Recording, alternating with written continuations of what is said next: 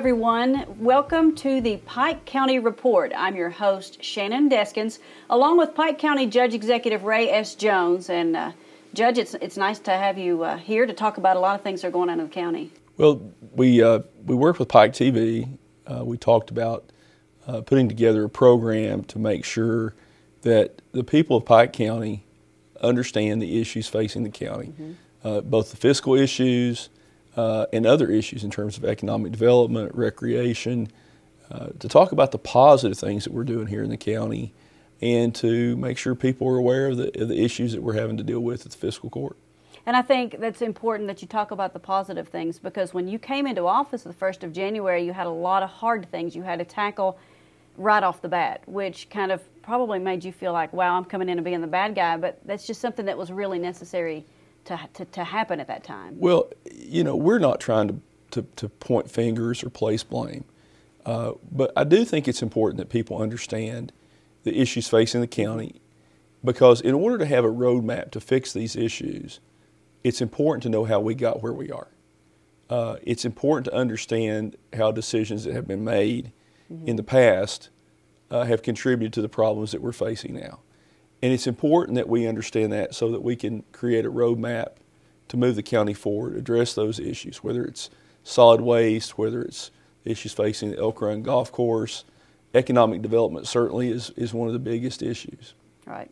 And let's start off with some things that are pressing right now that you've been dealing with lately, and a lot of that is the rock slides and the mudslides and the flooding event where you came up and had to actually declare a state of emergency in the county. Well, on February 24th, I declared a state of emergency. The main reason we declared a state of emergency, one, is we wanted people to understand that there were dangerous conditions throughout the county. If you can look at the map, we had a massive amount of rain on ground that was already saturated. And we had a substantial number of rock slides and mudslides.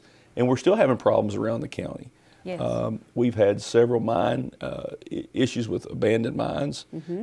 Yesterday, or actually Sunday, Deputy Judge Executive Reggie Hickman and Fabian Little went up to Long Fork to look at a mine that's had a small blowout.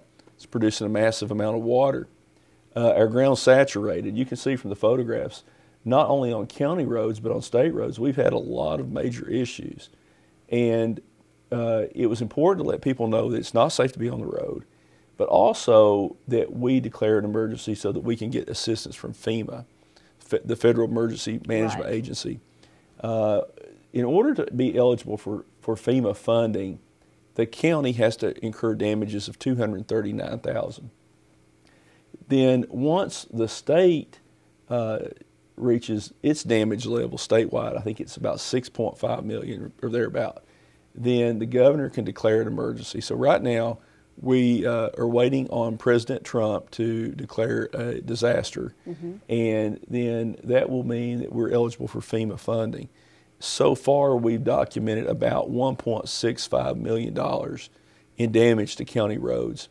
That doesn't count the damage to the Elk Run Golf Course on Lower Johns Creek. All right, and we'll address that in a few minutes. But the good thing, as you and I were talking about right before we went on camera, is that you didn't have any homes affected. Nobody was injured or anything like that. All of the damage pretty much is road related. Yeah, I remember the 77 flood, and my family didn't get flooded. We were flooded in '84. So we were very, very fortunate that we didn't have a major flood event. If we had received the rain that they had initially forecast, this could have been much worse. The damage to private property was not as substantial. So I want to thank all the people in the road department for the fiscal court. Doug Tackett, who is the emergency management director, their staff did a tremendous job. We had a lot of help from District 12. The State Highway Department, they did a tremendous job getting the county roads, or working with the county to get the state roads open back up, and consulting with us on various issues. And there were, you know, a couple of roads that we've featured locally on the news, and one of those is Kewanee, and I think you guys had to make a tough decision on that. But based on the fact that those residents, the few that live there, have another way out. We were fortunate that the two roads that we had to shut down One would be at Shelbyana that goes back down toward Ford's Branch, and the other is Kewanee.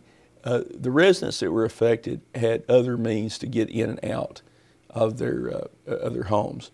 So it wasn't a situation where we had people trapped. But those roads both have sustained substantial damage. And, the question is whether we can even afford to repair Kewanee. Right. So on that, it looks like right now you're waiting on President Trump to sign that. And then you said some of the small repairs you guys may be able to do, but a lot of that is just waiting on this federal funding. Some of the repairs is we have the money. The smaller issues that we can address, we're going to go ahead and address. The other issues, we're going to have to wait for FEMA. For instance, the Kewanee, if that is repaired, it will have to be after we receive the federal funding. Okay.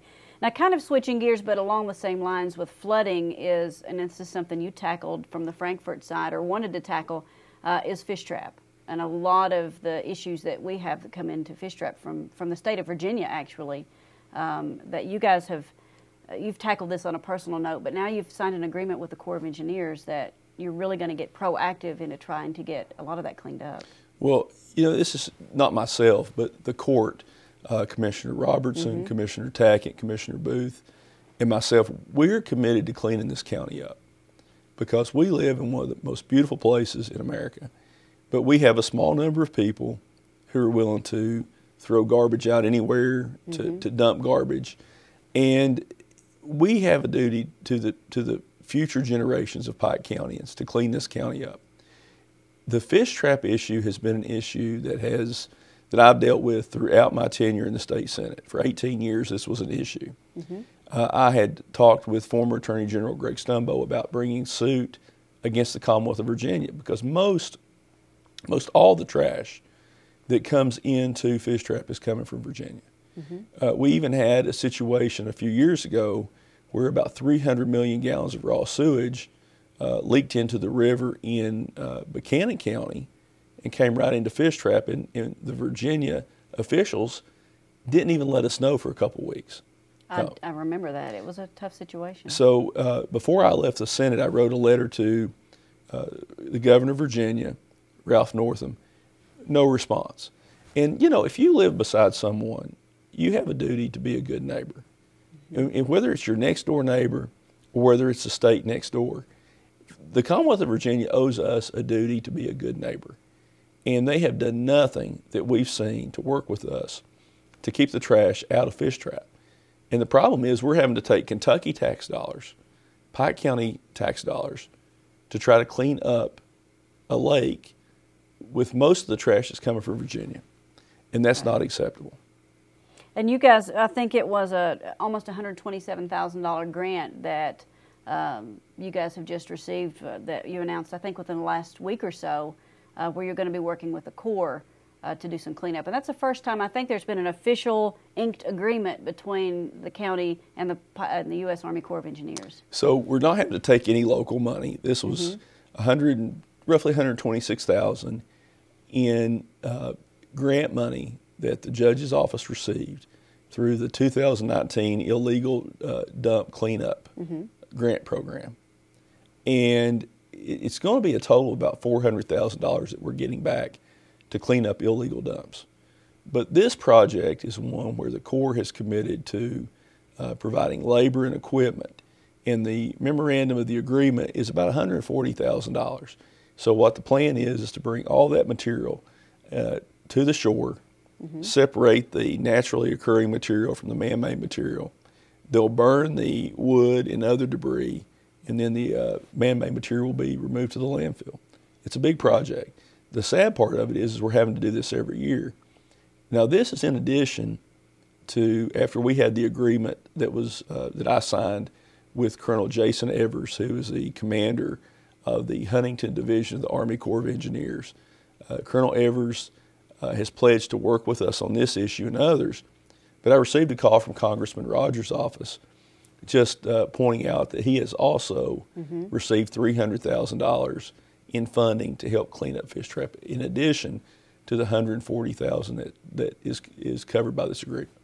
Now, every year, the 1st of May, we have the cleanup, and I think this year it's May 4th, Saturday, May 4th, the big Pride cleanup at Fish Trap. But I think you're going to try to organize a few more other cleanups that you'll get out there to the public too. We want public involvement. We want people in our communities that are working to help clean up the county, not just at Fish Trap, but around the county, whether it's an Adopt a Highway program.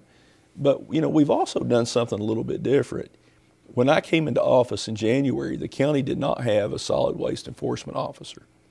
And you did a story about the solid waste enforcement program.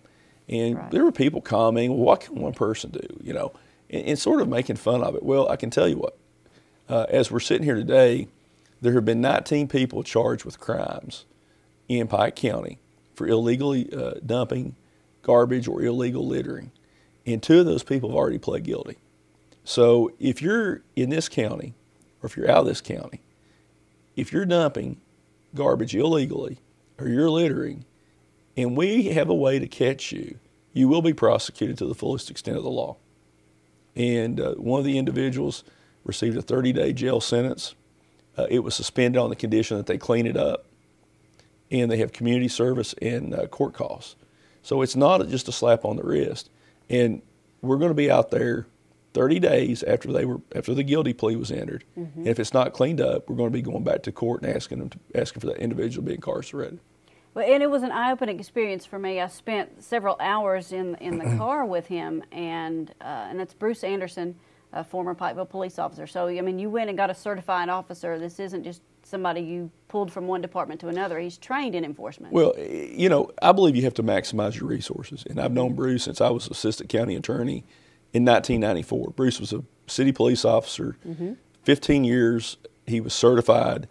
And you had him doing litter abatement. It just didn't make sense to me why, if you had a trained police officer, that you wouldn't have him in a law enforcement function.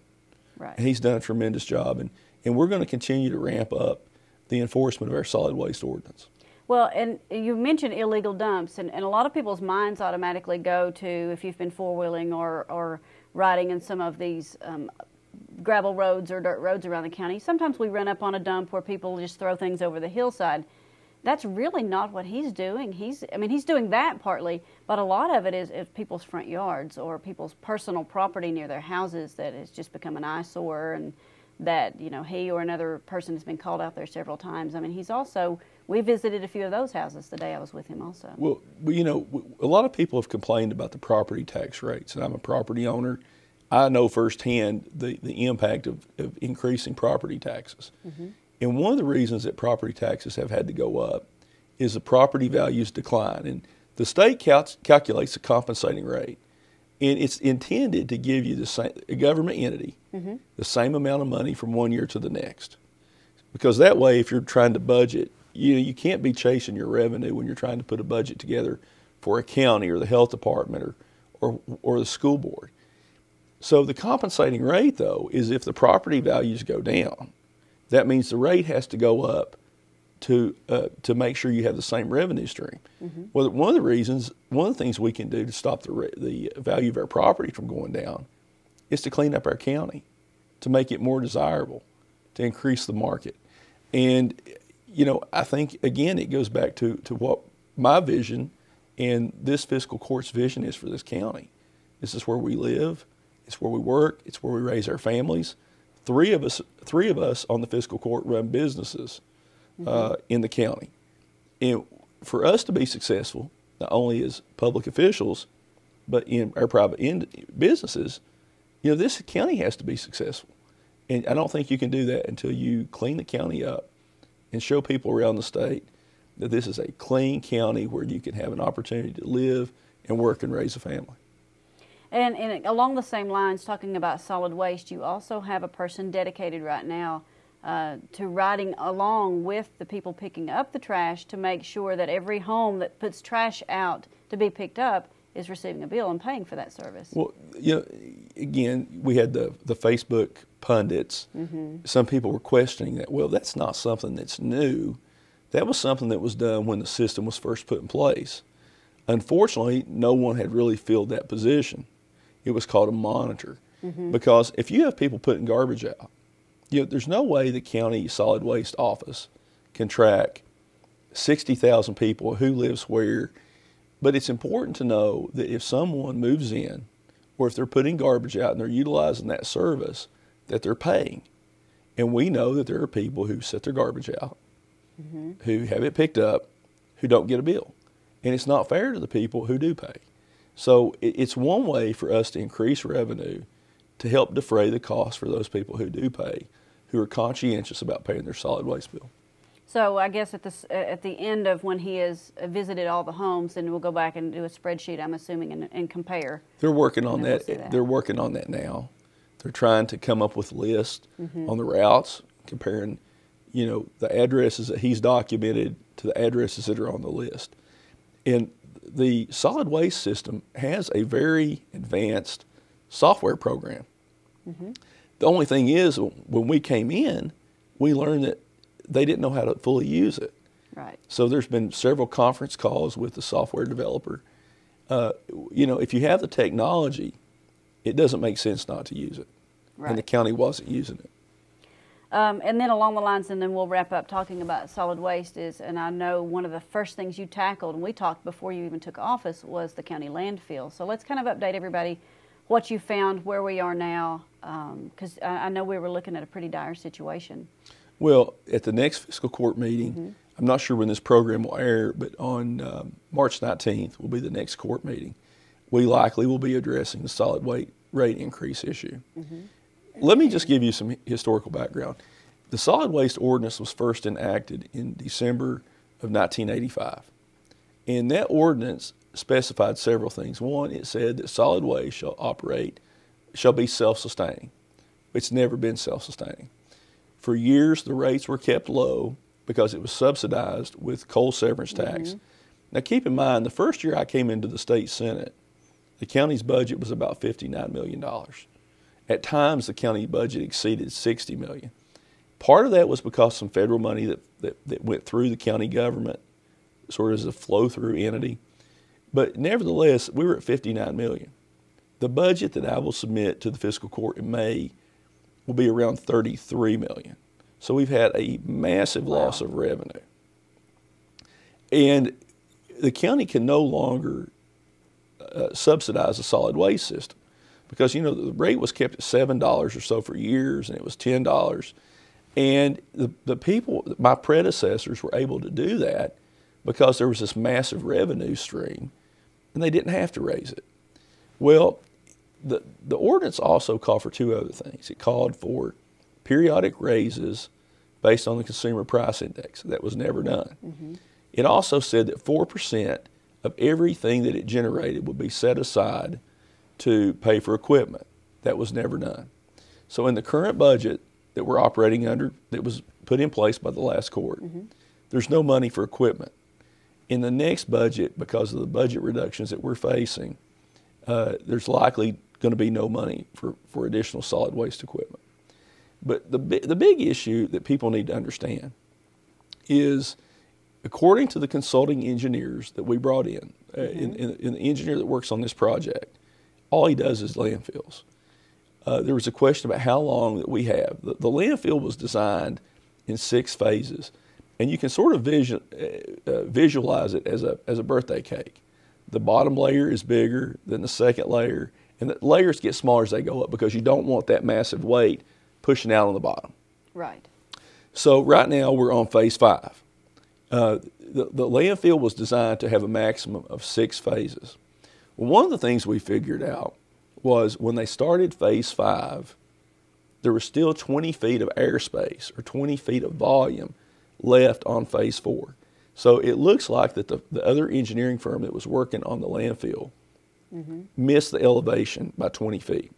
That probably cost the county a couple, 3 years, maybe more, on phase 4.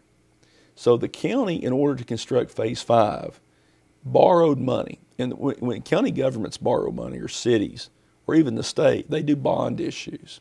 And this is why, when I've talked about the credit rating being important, Pike County was able to go borrow money and spread those payments out over years by a bond issue. They sold bonds. That was used to construct phase 5. Well, right now, we only have less than 5 years, somewhere between 4 and 5 years left on phase 5.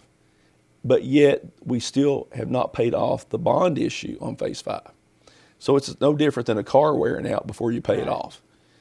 We still owe money on phase 5, but it's filling up. The county, our predecessors had not set aside a single penny to expand the landfill or build a new one. So when we came in, we were told that, you know, when this phase is over, you can do phase 6. The cost will be about $6 million. Well, we're sitting there thinking, okay, we have a few years left. We have no money in the bank. How are we going to construct phase 6? And phase 6, again, is smaller than phase 5. So we think we could get another 6 or 7 years out of phase 6, somewhere in that range, maybe less. But there's no money set aside. So we're trying to figure out how we're going to do this. Well, when we brought Geosyntec in, first of all, they told us some good news. One, it's not going to cost $6 million to do phase 6, probably about half of that. Nevertheless, we're going to need about $2 million in new equipment at the landfill, bulldozers, excavators, because it's not just a matter of dumping it in. There's a massive compactor that has to run in order to compress the garbage. Sort of like in a garbage can, you know, the more you press it down, the more you can get in it, the more volume. The same thing's true with the landfill. You need to compact it as well as it can be compacted to increase your volume. So we think that about $3 million will construct phase 6. But the real good news is once phase 6 is done, we're not going to have a place to build a new landfill. The cost to construct a new landfill will be somewhere between 10 and 15 million. That's money the county doesn't have. But we think that we can go back and re-permit the existing site, remove the caps off of the earlier phases, and backfill against build a berm at the bottom and backfill over the existing landfill. Because if you look at it, my first thought was, well, there's a lot of volume, a lot of room still there. Why can't we go re-permit this? And we had been told that the state wouldn't allow it. Well, about 3 weeks ago, we had 5 regulators from the State Environmental Protection Cabinet come down. They met with our solid waste leadership team, and they were pretty confident that we're going to be able to re-permit that. Now, it's going to cost several $1 million, but it's going to be substantially less than trying to build or permit a new landfill. One of the good things is that one of the regulators brought a point up. He said, people don't really understand how important it is and what an asset it is to have a landfill here. There are only 7 landfills in eastern Kentucky: London, Mount Sterling, Moorhead, Maysville, Ashland, and Greenup, and then Pike County. Right. So if you think about that, if we didn't have a landfill, our trash would have to be hauled to one of those other sites. And when we started the process of trying to address this, I made the point that the city of Pikeville did a study, and they looked at what happens if the Ford Mountain landfill closes. Their estimate would be that the city residents' garbage bill would go to $50 or $60 a month. Wow. And so then we had people out say, well, you're going to raise the garbage rates to $50 or $60 a month. That's never been said. It's important that people listen to all the information. We were trying to avoid a situation to where once this landfill is full, and let me be frank about this, Shannon. When the landfill is full, if we've not started making plans to construct phase 6 or re-permit the site, there's no other choice but to build a transfer station, which will cost a massive amount of money. And you're going to have to still pick up the garbage. It's going to cost the same amount of money. It would have to be hauled back to a transfer station, compressed, and then put into tractors and trailers. You're going to have to pay contract haulers to haul it to Ashland, Greenup, or London. And then you're going to pay about $35 a ton for every ton that's dumped into someone else's landfill. It's just common sense that we can dispose of our trash cheaper here on Ford Mountain in our landfill that we can by hauling it 100 miles away and paying someone to haul it and paying someone else to dump it in their landfill. So we're going to be rolling out at the next court meeting a proposed rate structure that will increase rates, but we believe that will stabilize the solid waste system, will protect the jobs of about 70 Pike County workers. So if you go back to what the regulator said, it is an economic development tool, because if you bring business or industry here, or you have existing business or industry, it's a cost savings to them to be able to dispose of trash here rather than having to haul it 100 miles away. It makes sense, but like you said, you've just got to plan for it. And you guys are already looking to that. So that's some good news that has come out of a pretty dire situation when you came into office. We think it's a very positive situation, but that's why we brought people in. You know, we looked at trying to do the rate analysis ourselves, but there are people who are experts in this field, and we thought, let's bring people in who understand how solid waste systems run. Let's bring people in who have experience operating landfills, and let's get a second set of eyes on this. And I think it's worked out pretty well. And you've alluded a couple times to budget, and the budget you're working on now, and then the budget you're working on already putting together your I guess your first budget since you've been in office. So let's talk about how that process is going. Well, yesterday we met with Pike County Jailer Brian Morris. The first thing we're going to do is get the jail budget done. It has to be done by April 1st. Likely we will adopt the jail budget at the next court meeting. And let me say that Brian has done a tremendous job of cutting costs at the Pike County Detention Center. Right now, so far this year, the county's transferred about $480,000 into the jail account. They had budgeted about $1.3 million. So we believe that at the end of the fiscal year, that Brian will be $300,000 to $400,000 below what he had budgeted or what had been budgeted.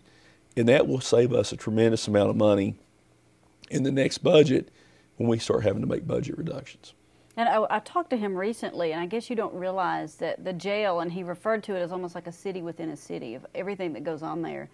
It's amazing to know what he as jailer has to, you know, where you've got your food service and everything that's in there, medical for the inmates and things like that. So I guess he does have a big task of keeping all those numbers where they need to be. Well, I mean, if you think about it, there's roughly 400 inmates at any time. So you're having to feed them, clothe them, do laundry, clean the facility, make sure it's staffed, provide medical care. And what Brian's been able to do is he's been able to increase the revenue for the jail. So rather than having to put more tax dollars into it, he's been able to increase revenue by increasing the number of state inmates because the county's reimbursed for that.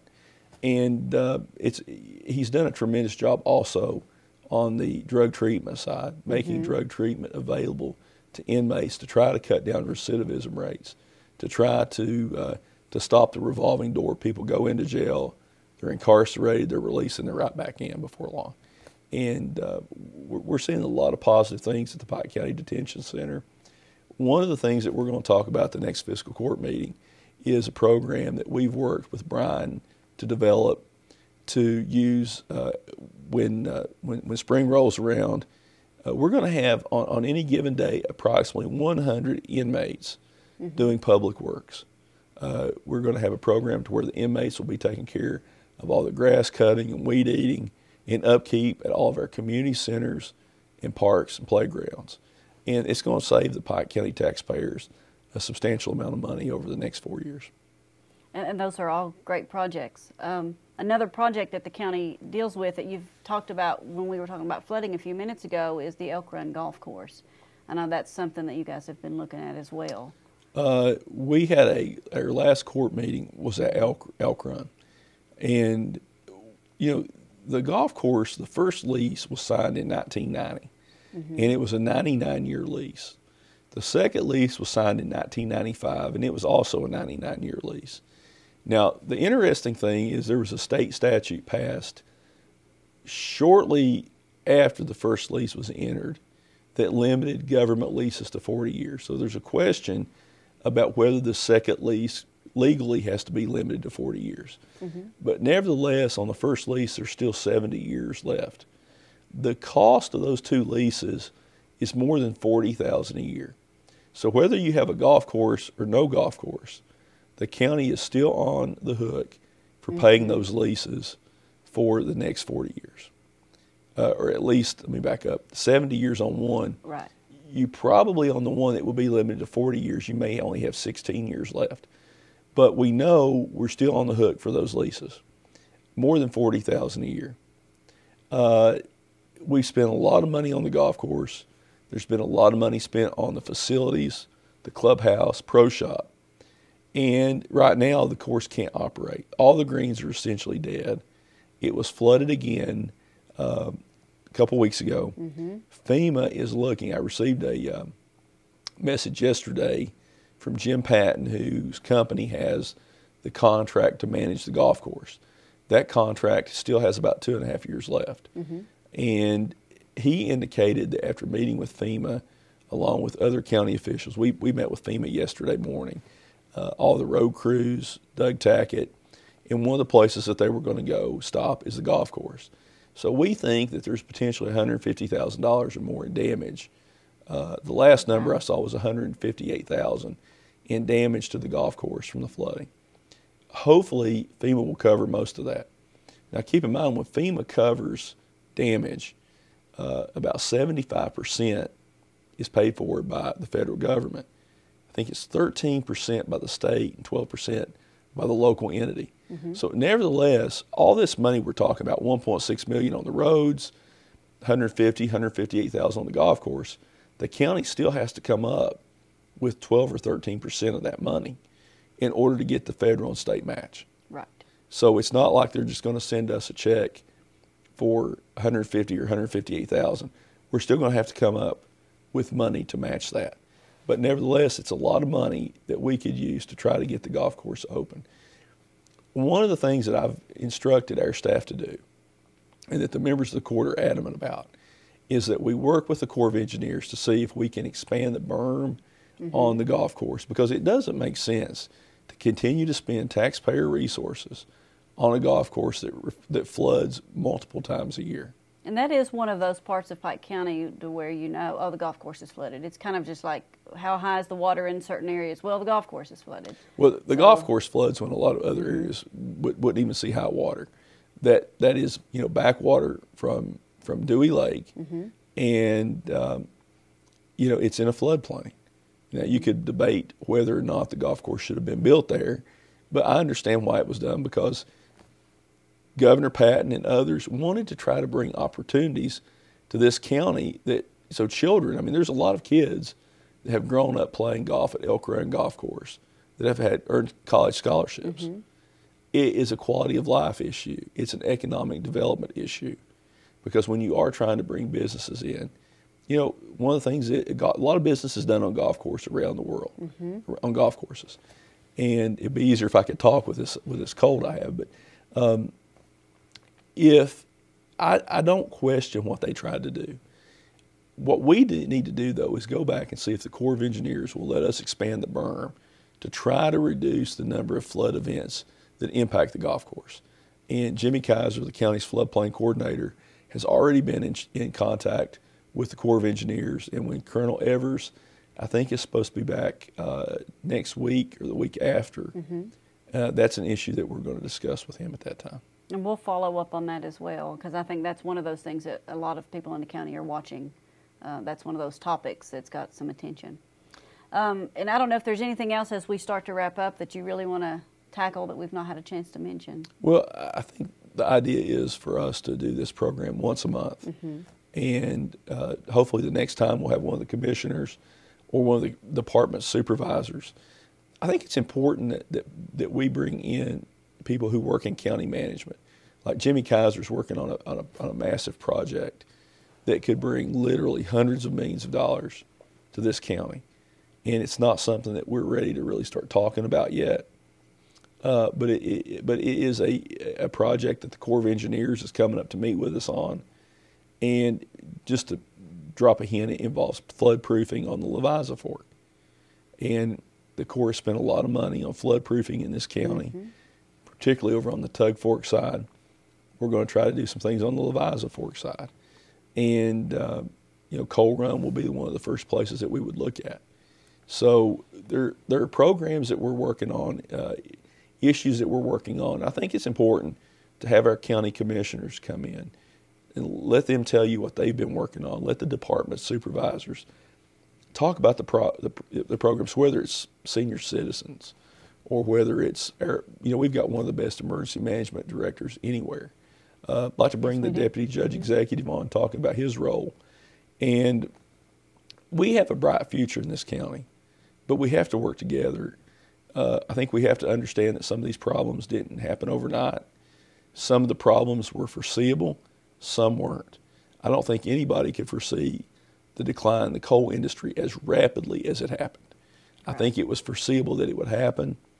How we deal with those issues, how we deal with those challenges is something that I think we need to debate and discuss.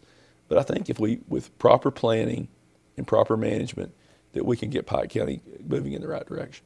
All right, and we'll end on a little bit of a lighthearted note. We'll talk about Hillbilly Days coming up next month, and it's been a tradition for years in Pike County during Hillbilly Days to do some stump speaking. And you guys I've done that a few times. Yeah, you have, and we're going to continue that this year. I think on the 10 o'clock outside of where your office is at the courthouse on Saturday morning of Hillbilly Days. So you guys got some stump speaking scheduled. Gubernatorial election, we have the state constitutional officers. So we're looking forward to that because it will bring a lot of attention to the county, particularly if we get all the gubernatorial candidates.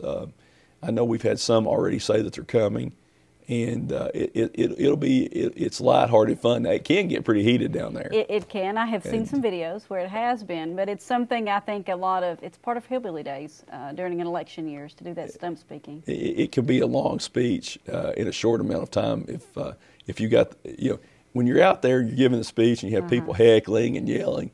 And the one thing I've noticed, it's hard to keep a train of thought when that's going on. But usually it's so, everybody's just so riled up that it's not so much about the content, but the reaction of the speakers. And who may be in the audience at that moment. So it's definitely worth attending. So 10 a.m. on April 12th. Right, Saturday morning. Well, Judge, thank you very much for joining us. And like we said, this is the Pike County Report, and we're going to do this once a month. And a lot of what you said, we're going to educate the public of what's going on in the county. So we'll have different speakers from time to time. But once a month, we'll bring this program to you. It's called the Pike County Report here on Pike TV. I'm Shannon Deskins.